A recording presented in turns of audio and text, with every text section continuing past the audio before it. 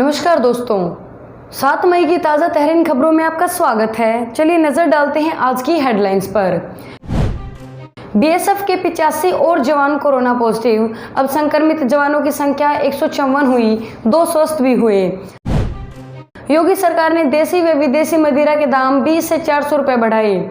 वित्त मंत्री ने कहा इससे 2350 करोड़ का राजस्व मिलेगा। मायावती ने कहा महिला अधिकारी के सम्मान को लेकर खट्टर सरकार चुप क्यों।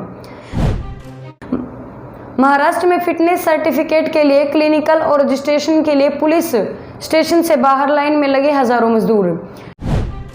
ठेके खुले तो महिलाएं भी लाइन में लगी नजर आई, खरीदी शराब की पेटियां। जयपुर में प्लाज्मा थेरेपी से 2 मरीज ठीक हुए। सोनिया गांधी ने पूछा मोदी सरकार लॉकडाउन बढ़ाने का आधार बताएं, 17 मई के बाद क्या होगा। सेना ने लिया शहादत का बदला, हिजबुल कमांडर नाइकू समेत 6 आतंकी ढेर। महाराष्ट्र में 34 जिले संक्रमण से प्रभावित, कोरोना से बिगड़े हालात पर उद्धव से बात करेगा केंद्र। इजराइल के बाद इटली के वैज्ञानिकों ने किया दुनिया की पहली कोरोना वायरस वैक्सीन बनाने का दावा। पहली बड़ी खबर, बीएसएफ के 85 और जवान कोरोना पॉजिटिव। अब संक्रमित जवानों की संख्या 154 हुई, 2 स्वस्थ भी हुए। देश में कोरोना संक्रमितों की संख्या 49,570 हो गई है। अब तक 14,000 से ज्यादा मरीज ठीक भी हुए हैं। इस बीच सीमा सुरक्षा बल के प्रवक्ता ने बुधवार को बताया कि 85 और जवानों का कोरोना पॉजिटिव आया है। इसके साथ संक्रमित जवानों की कुल संख्या 154 हो गई है। वहीं 2 जवान स्वस्थ हो गए हैं। उधर केरल हाईकोर्ट में एक याचिका दाखिल की गई।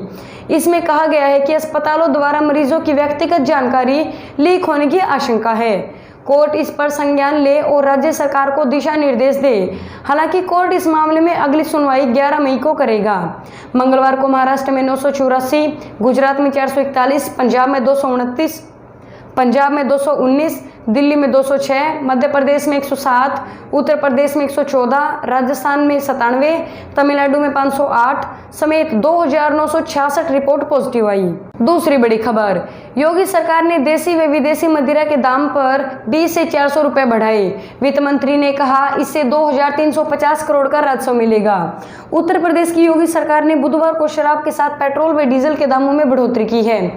सरकार ने वैट बढ़ाते हुए पेट्रोल की कीमत में 2 रुपए प्रति लीटर व डीजल का दाम 1 रुपए प्रति लीटर बढ़ाया है। इसके अलावा देसी व विदेशी शराब के मूल्य में 20 से 400 रुपए की बढ़ोतरी की गई है।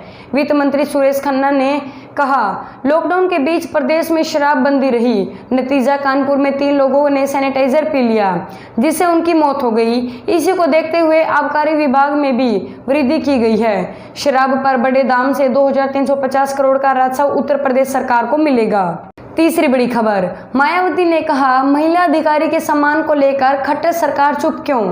उत्तर प्रदेश की पूर्व सीएम और बहुजन समाज पार्टी की राष्ट्रीय अध्यक्ष मायावती ने हरियाणा की महिला आईएएस अफसर रानी नागर मामले को लेकर खट्टर सरकार पर निशाना साधा है। मायावती ने कहा है कि आखिर एक महिला अफसर के सम्मान को लेकर राज्य सरकार चुप क्यों है। मायावती ने किया ट्वीट, हरियाणा कैडर की 2014 बैच की आईएएस रानी नागर ने 4 मई को चंडीगढ़ में कर्फ्यू होते ही अपने पद से इस्तीफा दे दिया था। इस्तीफे के पीछे कारण सरकारी ड्यूटी पर व्यक्तिगत सुरक्षा को बताया गया है। उन्होंने ईमेल से मुख्य सचिव हरियाणा को इस्तीफा भेजा था। इसकी प्रति राष्ट्रपति, प्रधानमंत्री, राज्यपाल, मुख्यमंत्री, संबंधित विभागों के प्रधान सचिव व निदेशकों को भेजी थी। रानी ने भारतीय प्रशासनिक सेवा के नियमों को हवाला देते हुए इस्तीफा स्वीकार करने का आग्रह किया है। पद से इस्तीफा देने के बाद रानी नागर सोमवार को ही बहन रीमा नागर के साथ अपने पैतृक नगर उत्तर प्रदेश के गाजियाबाद लौटी थी। इसकी जानकारी उन्होंने ट्वीट के जरिए दी। चौथी बड़ी खबर, महाराष्ट्र में फिटनेस सर्टिफिकेट के लिए क्लिनिकल और रजिस्ट्रेशन पुलिस स्टेशन के बाहर लाइन में लगे हजारों मजदूर। लॉकडाउन के बीच सरकार ने प्रवासी मजदूरों को वापस उनके राज्यों तक पहुंचाने की कवायद शुरू कर दी है। इसी कड़ी में सोमवार और मंगलवार से राज्य के अलग अलग शहरों में मजदूरों की भारी भीड़ प्राइवेट क्लिनिक के सामने फिटनेस सर्टिफिकेट लेने के लिए उमड़ी है। इसके अलावा भीड़ पुलिस स्टेशनों पर भी नजर आ रही है, क्योंकि फिटनेस सर्टिफिकेट लेने के बाद मजदूरों को पुलिस स्टेशन या जिला मुख्यालय पर रजिस्ट्रेशन करवाना होगा।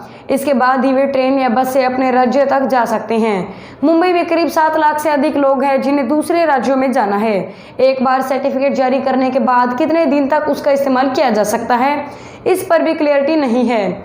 ठाणे बस स्टैंड पास और फिटनेस सर्टिफिकेट लेकर पहुंचे हजारों मजदूर। घर वापसी के लिए लगने वाले दस्तावेजों में हेल्थ सर्टिफिकेट अनिवार्य है। इसके लिए सरकारी निजी क्लिनिक के सामने प्रवासी मजदूरों की कतार लगी हुई है। कुछ लोग मौके का फायदा उठा 500 रुपए तक सर्टिफिकेट के लिए शुल्क दे रहे हैं। पांचवी बड़ी खबर, ठेके खुले तो महिलाएं भी लाइन में लगी नजर आई, खरीदी शराब की पेटियां।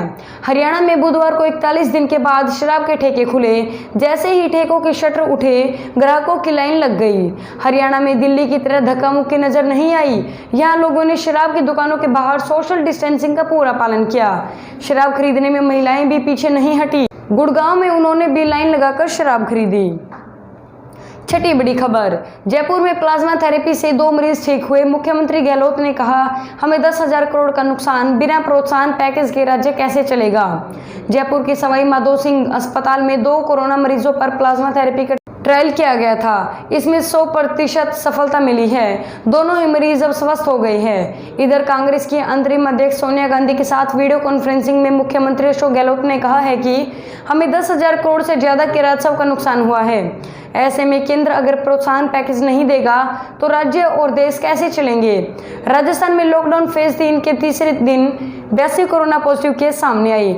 इनमें जोधपुर में 32, जयपुर में 27, पाली में 7, अजमेर में 4, जालोर में 3, धौलपुर और डंगपुर में 2-2, सवाई माधोपुर, सीकर, भरतपुर, अलवर और चित्तौड़गढ़ में 1-1 संक्रमित मिला।